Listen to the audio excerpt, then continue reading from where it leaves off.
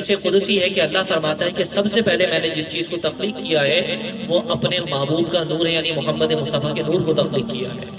اور حضور خود بھی فرماتے ہیں کہ جو چیزیں اللہ نے تخلیق فرمائی پورے عالم میں سب سے پہلے اللہ نے میرے نور کو، یعنی حضور فرماتے ہیں اللہ نے میرے نور کو تخلیق فرمایا۔ تو عالم انوارات کے اندر صرف دو ہی چیزیں تھیں، ایک اللہ اور ایک محمد مصطفیٰ کا نور صلی اللہ علیہ وسلم نور، بس یہ کل کائنات تھی۔ پھر اس کائنات کے جزیات تبدیل ہوتے رہے اور بڑھتے رہے، میں اور آپ ماریز وجود میں آ جاتے ہیں۔ تو اللہ رب کریم بے مثل و مثال اور کسی مکانوں کسی سمت کی قیود سے بالا تر ہے۔ وہ ہم یہ نہیں کہہ سکتے اللہ فلاں جگہ پر ہے، یہاں پر اس سمت وہ سمت میں، وہ ان تمام چیزوں سے بالا تر ہے، وہ اپنی شان کے مطابق محمد مصطفیٰ علیہ السلام کے نور کو تخلیق فرمایا۔ اب جب سمت آتی ہے لے جانے کی، اللہ لے کر جاتا ہے، تو لے جانے کے لیے سمت کا تعین کرنا ضروری ہے۔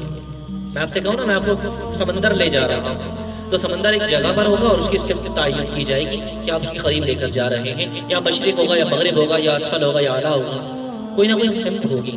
اب اللہ رب کریم قرآن میں شاہ فرماتا ہے یخرجہم من الظلمات، اللہ انہیں ظلمتوں سے نکالتا ہے، گمراہیوں سے نکالتا ہے، اندھیروں سے نکالتا ہے، کہاں لے کر جاتا ہے؟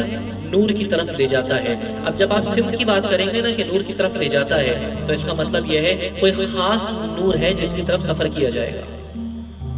اللہ کا نور تو تمام زمین و آسمان میں، اس کے لیے لے جانے کی ضرورت نہیں ہے۔ آپ نے کلمہ پڑھا، دوست ہو گئے تو آپ اللہ کے نور کے قریب تو آ گئے پہلے ہی۔ ایمان خود نور ہے، اللہ نے آپ کو عطا کر دیا۔